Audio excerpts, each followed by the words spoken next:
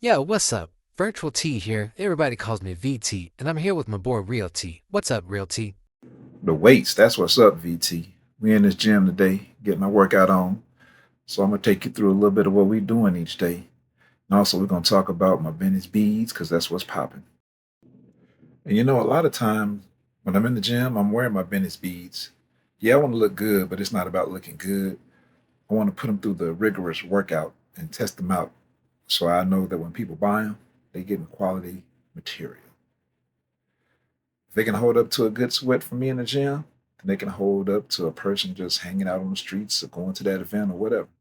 So we talking about staying fit after 50. We talking about getting buff. We talking about beads. We talking about how I used all that to overcome depression. So stay with us. Well, Real T, we're gonna take everybody through a day of 1 hour workouts. We over 50 and we trying to stay fit, we trying to stay sharp, we trying to stay healthy. But the stuff we doing right now, at the end of the day, we're gonna be like, oh my lord, what was I doing? And then we wake up tomorrow and the next day we're gonna be like, oh my lord, I must have been out of my mind doing this. What we doing here? But that's okay. But now we're feeling good, we're feeling great, we're getting used to it. And so we're inviting everybody to just check out what we're doing, and we're inviting everybody to get in on our rough, rugged after 50 workout because it's gonna be the bomb. You're gonna be glad you did it once you get over the initial shock. So come on, check it out, see what we do, and light us up. Let's go, Real T. Take us through it. Yo, VT, this is what we got going on today. We doing a full body workout. We working almost every part of the body, and we throwing some cardio along in there with it.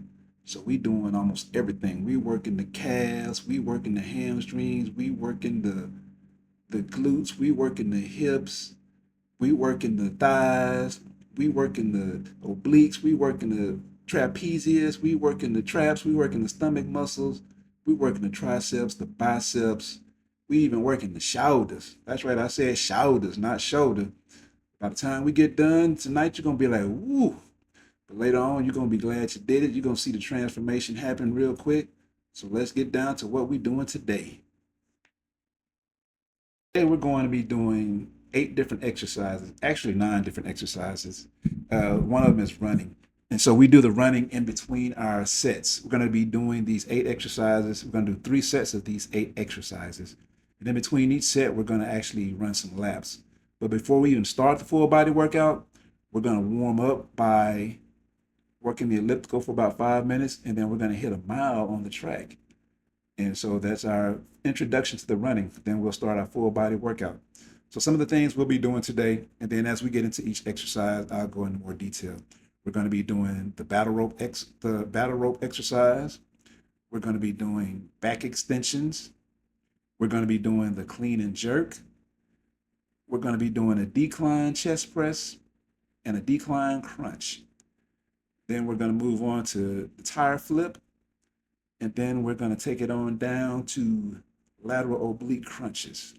That will complete our 8 exercises, and we're going to do all 8 of those exercises. Then we're going to run some laps. Then we're going to hit it again until we got 3 sets. So that's our challenge for today.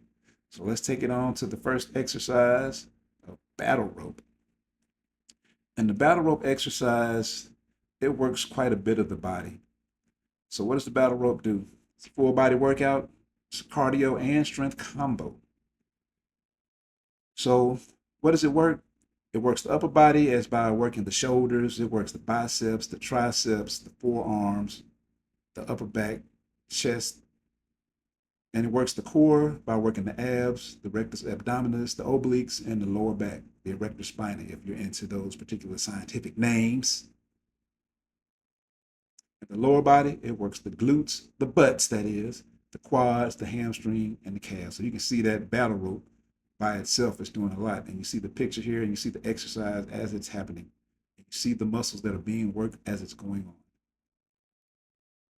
Yes, I do the rep for about 1 minute. I do the first 30 seconds at a moderate pace. The last 30 seconds, I pick up the pace and speed it up. Once you've done this, you'll feel that your arms have been worked, your shoulders have been worked. So this is a good little exercise to do. All right, now you got VT again.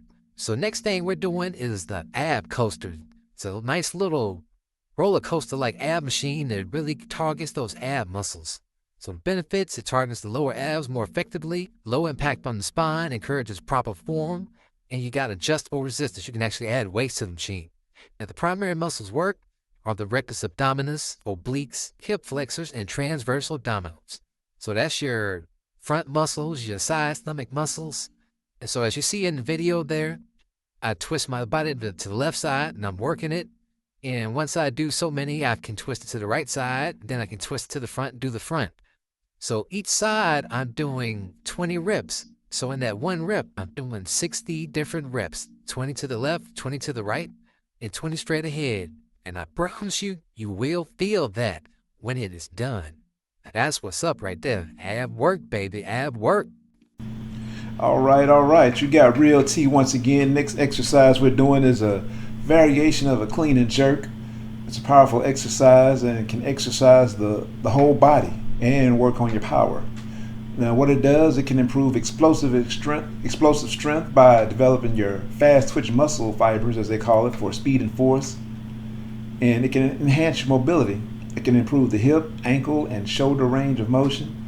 It boosts your cardiovascular fitness, so you can do your high intensity workout. You can do multi-phase lifts to elevate that heart rate. A good heart rate is a good thing. And you can also translate this lift to your sports performance. So if you're an athlete out there competing in any type of functional athletic program, you can use this to improve your sprinting, your jumping, and your agility. And just functional strength, it builds the strength for lifting, carrying, or pressing in real life. And the core, man, strengthens the abs, the obliques, and spinal erectors for posture and injury prevention. You know, one of the good things that kills us a lot is our bad posture. Sometimes we can have a weak back and a strong stomach, or we can have a weak stomach and a strong back, but we need balance. We need all that whole thing around our midsection to be strong and supportive, so we can have good posture and survive forever and forever. Well, not forever and forever, but for as long as we can.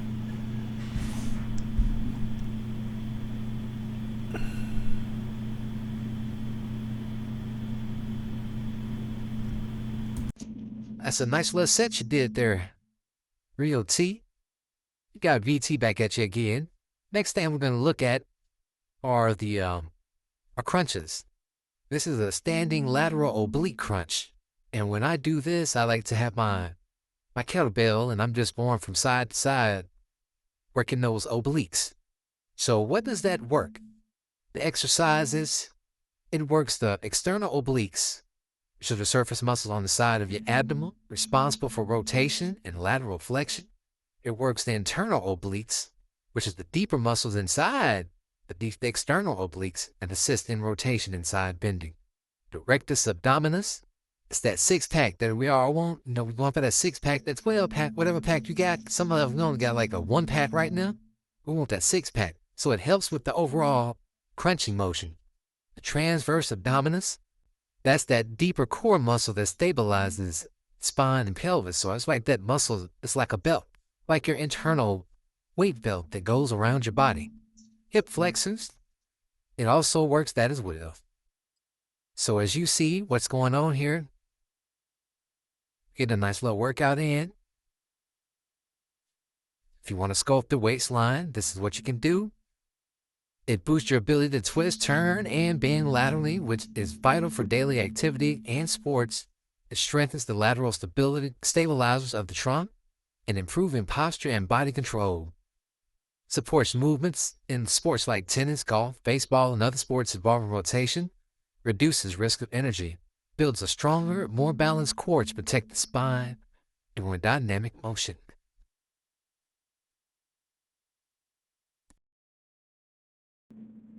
This is Real T again. So the next exercise we're doing is basically 3 exercises rolled up into one. We're doing a decline chest press, a decline crunch, and we're also doing dumbbell flies. So this works a lot of that upper body. So with the decline chest press, what it does, it targets the lower chest and it builds overall chest strength.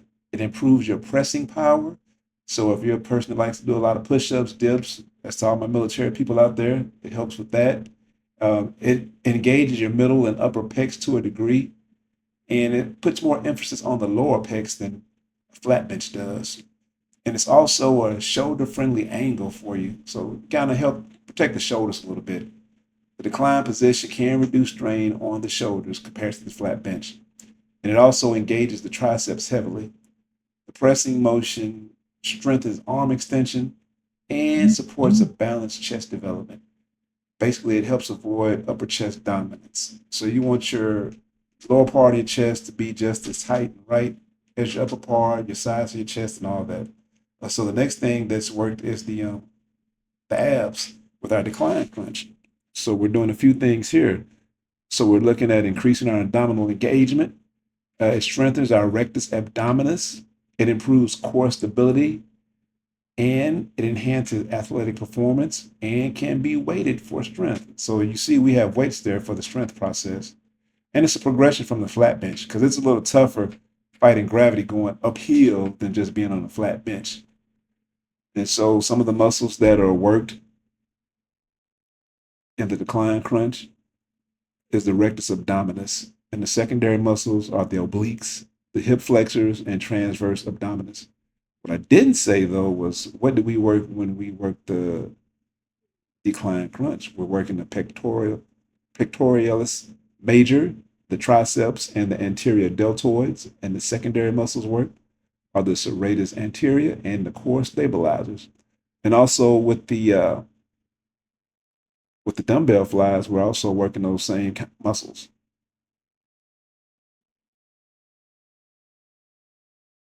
All right, all right, all right. VT at you once again. This time we're doing back extensions, back extensions. So there are a lot of benefits to doing the back extension. It can strengthen your lower back, so it targets that erector spine for spinal support. Improves posture again. We want that good posture. We want to look strong as we get to our 60s and 70s because we're in our 50s now. So it kind of counters that slouching from sitting that we do. Reduces injury risk, builds resilience in the posterior chain. It enhances your deadlift and squat stability. That's if you're into heavy weightlifting. So I don't do that, but those of you that like do that, it can help with that. It engages the glutes and hamstrings, so it can improve your hip power and stability. And it activates the core. It stabilizes the spine through controlled movement. And also, it's a low-impact exercise. It's joint-friendly, yet effective for strength building. And the muscles that are normally worked with this exercise are erector spina, gluteus maximus, and the hamstrings. And as you see, after I do my extensions, I kind of get to the side and do some side oblique crunches with that as well. So we're trying to get all the ab work we can, and we're trying to work all the angles as we can. I even throw a little twist on there as well. And some of the secondary muscles that work are in the core muscles are the rectus abdominis, the obliques, the transverse abdominis for stability, and the upper back stabilizers such as the trapezius, the rhomboids, helps with that posture. So again, this is a great exercise. It's a fun exercise. It's kind of working a lot of things in that hip area.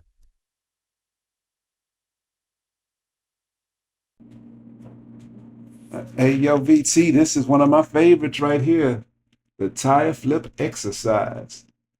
This is a full body strength and power exercise.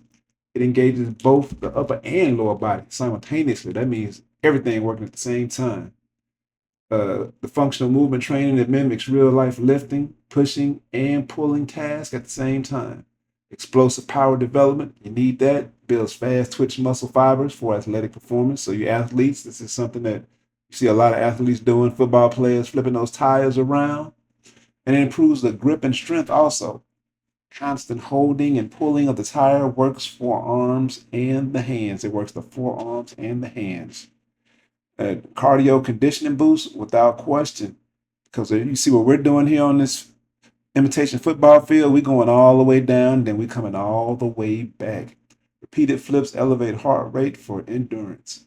Core stability, it requires strong bracing of the abs and lower back. So you got to make sure you're bending at the legs and using those legs and flipping it and flipping it and flipping it well. And mental toughness, Demanding movement builds resilience and work capacity. That depends on what you like for weight, but for me right now, at my plus 50 level, just kind of getting started on this, I'm doing about 132 pounds higher.